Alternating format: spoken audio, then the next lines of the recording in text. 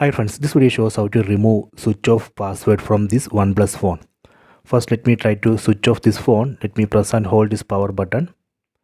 Then move this white circle to power off. See, it's asking for the password. I have to enter the password. Then only I can power off this mobile phone.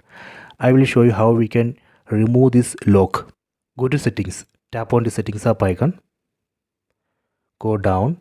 Select security and privacy.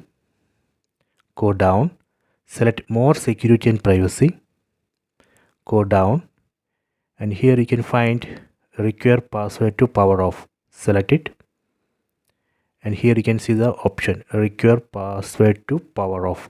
This option has been enabled. That is the reason it's asking for the password. So let me disable this. Just tap here. Here we have to enter screen lock password. Then only you can disable. Done. After that, if you try to power off this mobile phone, it won't ask for the password. See, it's working. So please try this. I hope you have enjoyed this video. Please subscribe this channel. Please like and share the video.